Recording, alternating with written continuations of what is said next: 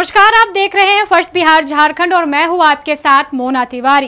अगर आप बिहार से हैं तो ये खबर आपके लिए है, क्योंकि बिहार सरकार ने जमीन म्यूटेशन का एक नया प्लान लॉन्च कर दिया है।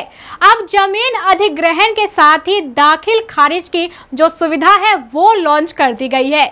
बिहार में जमीन को लेकर बहुत परेशानी होती है लोगों को, अधिग्रहण हो या फिर दाखिल खारिज या म्यूटेशन, इन सभी कामों में लोगों को बहुत परेशानी हो रही थी, जिसे देखते हुए बिहार सरकार ने अब एक नया प्लान लॉन्च कर दिया है। इसके तहत अब जो म्यूटेशन है वो बहुत आसान होगा। जैसे ही जमीन का अधिग्रहण किया जाएगा, दाखिल खारिज भी उसी के साथ साथ हो जाएगी।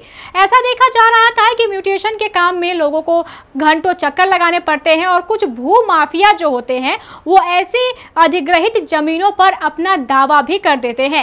इसे ही देखते हुए बिहार सरकार ने यह फैसला लिया है और अब म्यूटेशन के साथ ही जैसे ही जमीन का अधिग्रहण होगा, दाखिल खारिज भी कर दिया जाएगा, ताकि जो रिकॉर्ड है वो सरकार के पास मौजूद हो। क्या है पूरा मामला, चलिए हम आपको विस्तार से बताते हैं। बिहार में जमीन से जुड़ी समस्याओं के निजात के लिए लगातार राजस्व महाअभियान चलाया जा रहा है।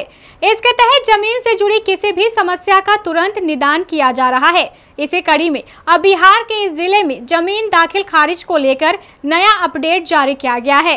इसको लेकर विभाग ने तैयारी कर ली है। जानकारी के मुताबिक भूमि अधिग्रहण को लेकर राजस्व एवं भूमि सुधार विभाग ने म्यूटेशन पोर्टल तैयार किया है, जिसके बाद अब अधिग्रहण के साथ ही दाखिल खारिज की प्रक्रिया शुरू होगी और इसकी जिम्मेदारी भू अर्जन विभाग को सौंपी गई है। इससे लोगों को काफी फायदा मिलेगा और भू माफियाओं से बचत होगी। बताया जा रहा है कि पहले दाखिल खारिज नहीं होने से भू माफिया जमीन बेच देते थे, जिस पर अब रोक लगाना संभव होगा। अधिग्रहण के साथ ही भू अर्जन विभाग की तरफ से इस पोर्टल पर जमीन से संबंधित पूरा ब्यौरा अपलोड कर दिया जाएगा। यह ब्यौरा सीधे संबंधित अंचल के सीओ के पोर्टल पर दिखने लगेगा। इसकी अगली प्रक्रिया सीओ के स्तर से होगी, यानी अधिग्रहण की प्रक्रिया के साथ 1 से 2 महीने के अंदर दाखिल खारिज भी अध्याक्षी विभाग के नाम से हो जाएगा। इधर इस निर्णय के बाद हाल के दिनों में विभिन्न परियोजनाओं के लिए अधिग्रहित की गई भूमि का दाखिल खारिज नहीं होने पर भू माफिया ने इसे बेच दिया था। अब संबंधित विभाग को दखल कब्जा में परेशानी का सामना करना पड़ रहा था। इसी समस्या को देखते हुए दाखिल खारिज प्रक्रिया की जवाबदेही भू अर्जन विभाग को दे दी गई है।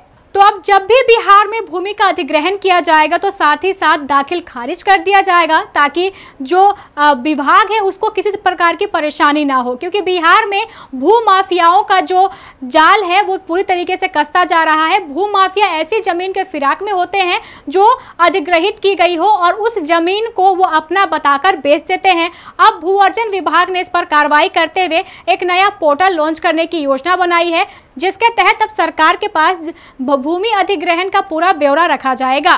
बहरहाल इस खबर में बस इतना ही। आगे की खबरों को जानने के लिए आप देखते रहें फर्स्ट बिहार झारखंड। विद्या विहार आवासीय विद्यालय 29 वर्षों से आपके बच्चों को शिक्षा, खेल और सांस्कृतिक रूप से समृद्ध कर रहा है।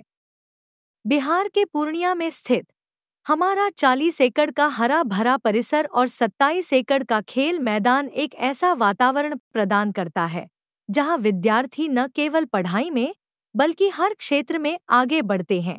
विद्या विहार आवासीय विद्यालय परोरा, पूर्णिया, बिहार।